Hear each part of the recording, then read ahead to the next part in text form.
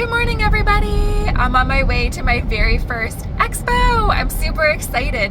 This is going to be the first time I've ever brought my crochet items to an expo. This one's geared towards gamers, so I am anticipating this is going to be a lot of Pokemon enthusiasts and probably Zelda, and I'm going to say probably Dungeons and Dragons as well. You can actually see in the back there I'm like filled to the brim.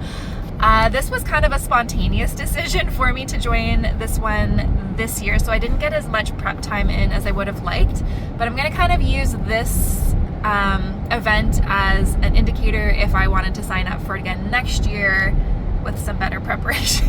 I'm very excited about it. I do have basically all of like the nerdy things that I like to make. I brought all those with me, so I have a lot of Pokemon items, some Pokeballs and Snugglers. We were given permission by the event organizers that we are allowed to sell our fan art there. So obviously we're in the clear with those things. And I also think I have some Kirby's as well from my free tutorial in my previous video. So what I'm going to do is I'm going to take you guys along for the ride. So hopefully when I get there, there's a place where I can kind of set up my phone so I can film the setup. And then I'm going to try to film some customer interactions. And if there's time, I know there's a couple of other crochet vendors as well. So with their permission, I'm going to go film and see what they have at their booth as well. And maybe you guys can get some more ideas from them too. Okay, I'll see you guys there. Okay, so you guys are going to laugh. I always do this to myself. I thought that we had like a 10 by 10 space here where I could put my whole like setup and everything, and it turns out we just got like one 6-foot table, which is hilarious. I always do this to myself. I just like never read the rules correctly. Anyways, so when I was talking about in the car where I was going to do like a whole new display and I was really excited about it, I didn't get to put any of that up. But I'm gonna flip it around. I think it looks good. I fit as much possible inventory as I could on the table, and then as it sells, I'm just gonna start switching it out. So I'll show you what I have. Okay, so this is what we look like from a distance. I'll come in here. So we have as many possible fidgets as we could get on the table. It kind of looks like a chaotic mess, but I think as they sell, I'm gonna be able to kind of put it all together and make it look a little nicer. I printed off some cards just on cardstock because we get a lot of like crocheters at these kinds of events and everything, so I had it here as like, you know, make it yourself. You don't want to purchase from me, but we've also got all of the crochet patterns available online, so I thought maybe that would be kind of handy. Plus, when I talk about some of the free patterns like the Toothless and the Kirby, it's got my YouTube channel on there too, so I think that that's going to do well. I've got a bunch of these guys, so like the knitting machine Pokeballs, of course like the dice bags and satchels. We've got the full selection of Pokemon, the book. I'm not really sure to put this guy, but he's kind of like the little sample guy. Right now he's just like hanging. Crochet kits. And then a couple of the favorites, and of course we need the showstopper, the big axolotl. That's really cute. I'm gonna take this bunny thing. I'm sorry if I'm moving weird. I can't move. It's okay. If I move, then we're gonna have a bad day. Bunny? Sure. Would you like a bag for it? Yeah, I have too many things in this purse. No problem. And I'm not having a good time. You take debit? Do you transfer? We do debit. Yeah. Debit, please.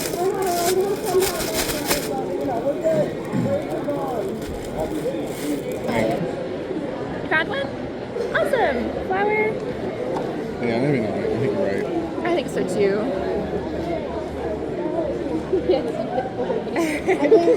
Here's your change. And would you like a bag for it? Yes, please. Okay. Mickey Mouse. Bunny so cute. Look at me. That's not what I did not see the bunny. Did you want to change it for the bunny, or are you still happy with your flower? Happy with your flower? Okay. Have a good day. It's funny. Hey everybody, we are day 2 at the convention. My phone died yesterday, so I think I only filmed like 1 or 2 interactions. I'm not even sure if the footage is usable, so when I'm editing everything and putting it together, I may not include that interaction. But we had a good day yesterday. It was pretty slow in the morning, but it like really picked up at the end. I think people were kind of cycling through the market and then kind of stewing about it all day and then coming back and finding, you know, what they had their eyes on all day. So I had a few changes to my setup this morning. I'm going to show you what I did differently, and yeah, let's go have a look. Okay, so this is how we're looking today. So we obviously made a lot of fidget sales yesterday. That was basically like the #1 seller.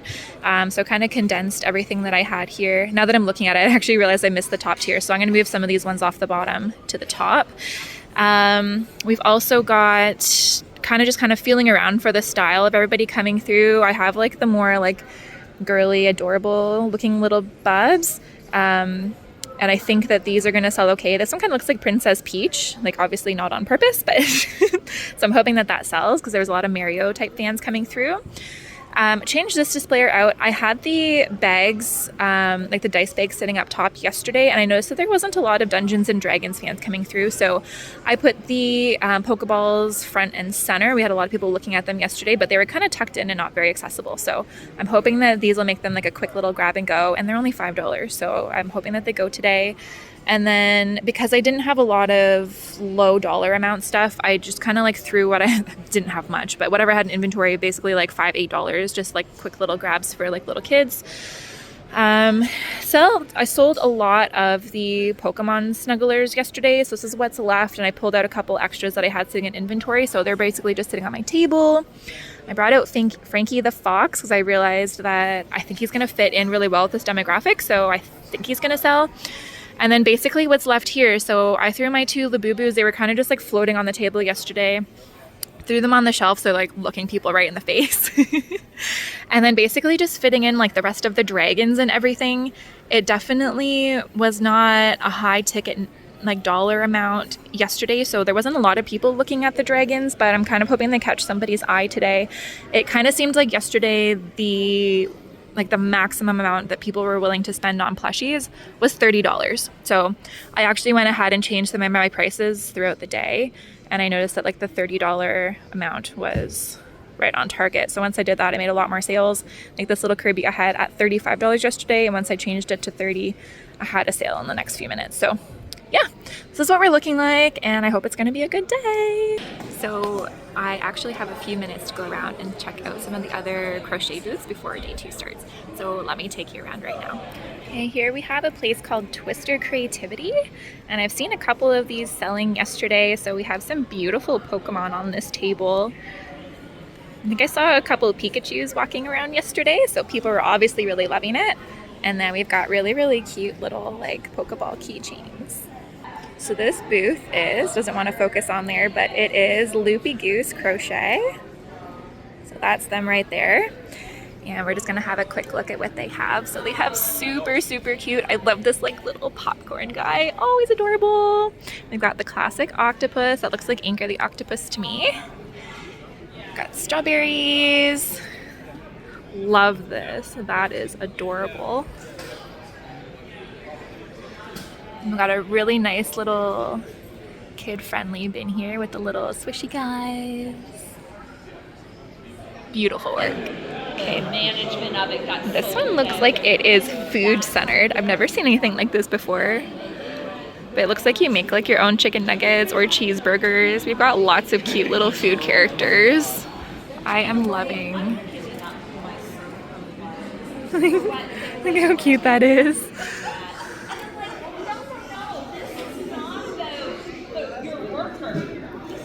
This is day 2, so it looks like maybe the chicken nuggets have sold, but there's only a couple left. Look how cute.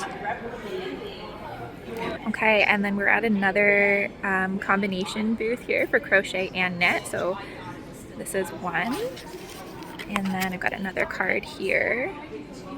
Is it gonna focus? It wants to. There we go. Rebel needles right there.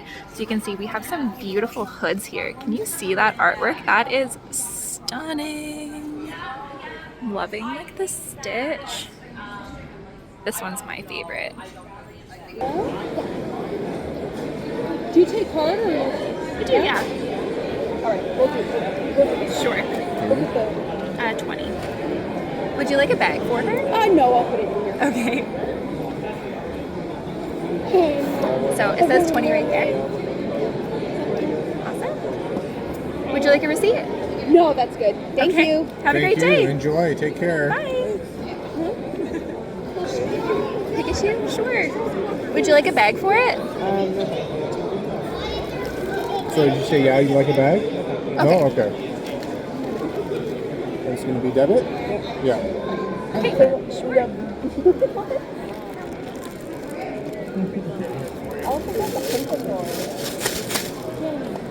Love it. Card? That's good. The crochet kit? Awesome.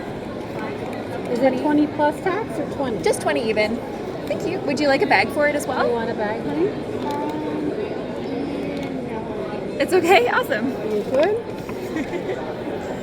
Enjoy. You'll have one by tomorrow. Right? Thank you. You're welcome.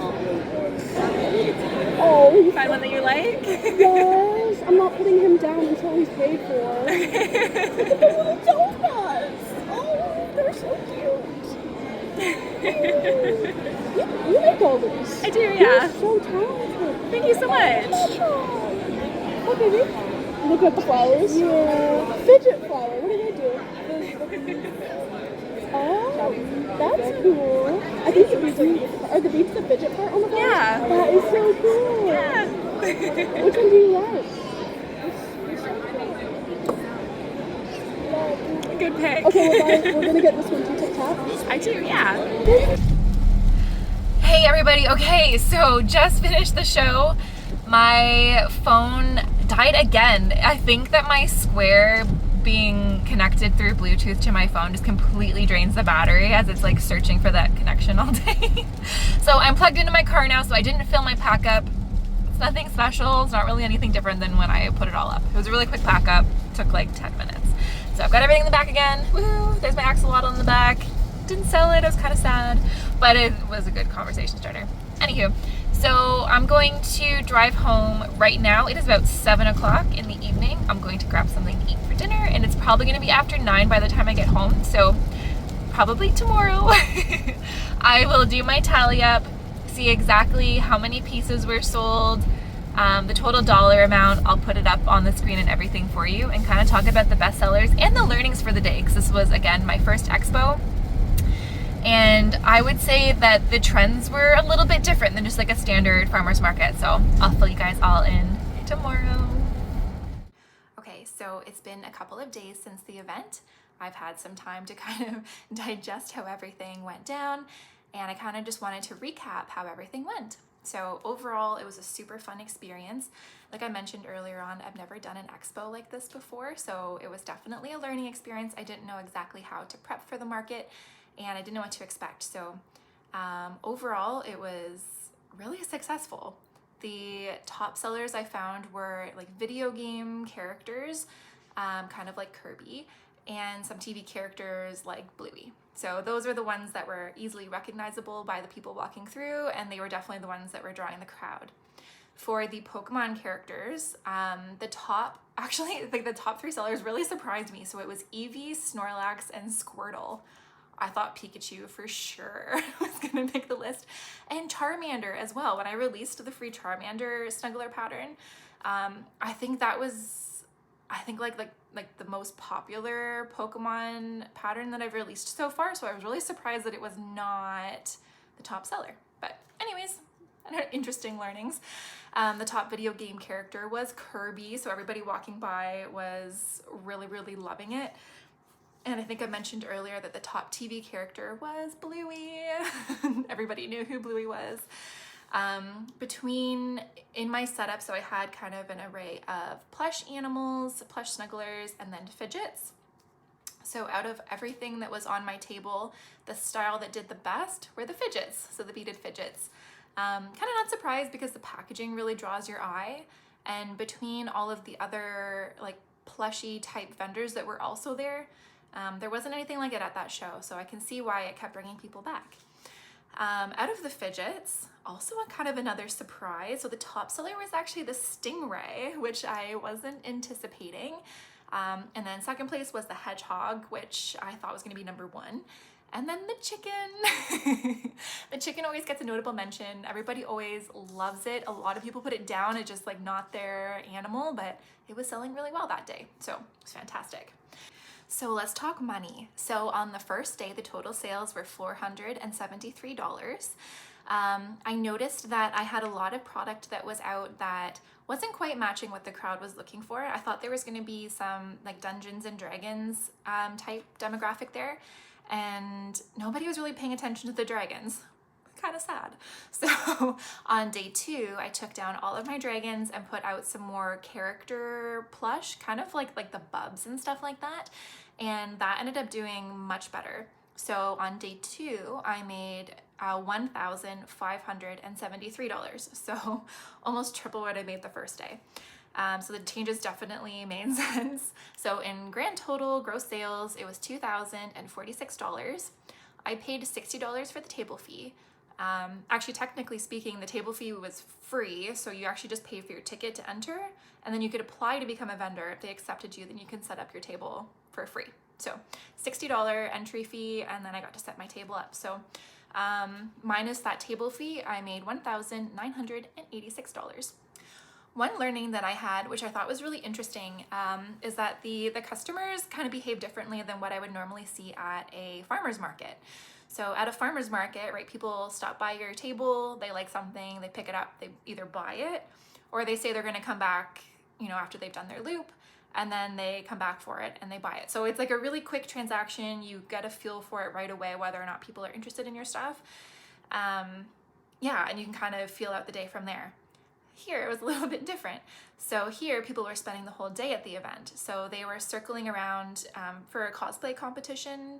And so they were showing off their cosplay and, you know, walking the show like 12 times kind of thing. So it was very different, and all the people were not really shopping in the beginning, at least for my stuff. I think people were coming by for maybe like the Pokemon cards, like the really heavy hitters where they needed to get the best deal right at the very beginning.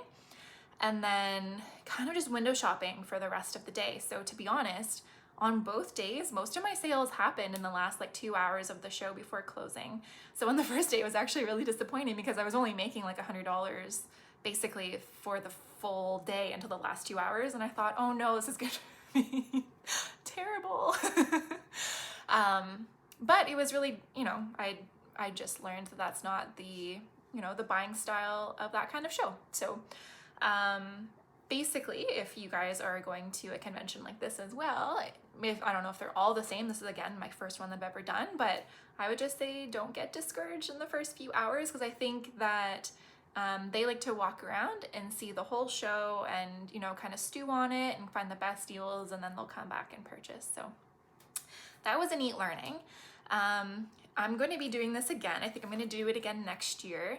They do have a larger version of the show in a different province in Canada, so I'm probably going to make a trip out of it next year. And so my learnings for next year is to be focusing on recognizable characters. So I'm going to stick with the Blueies. I think Toothless would do really well there. Even though dragons were not a hot item, I didn't actually bring Toothless with me, and there was quite a few people actually looking for him. Kirby, Pokemon, all that kind of stuff.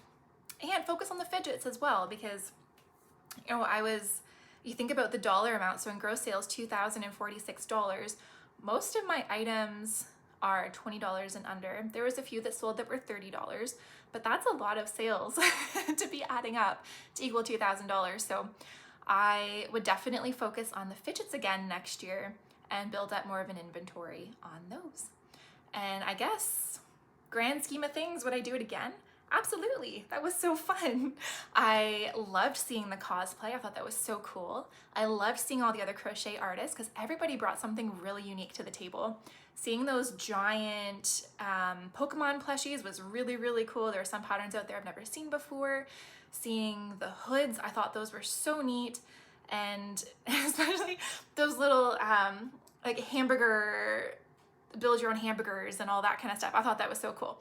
So made a lot of cool friends on the crochet crowd, and yeah, it was just a really fun, nerdy weekend. It was great.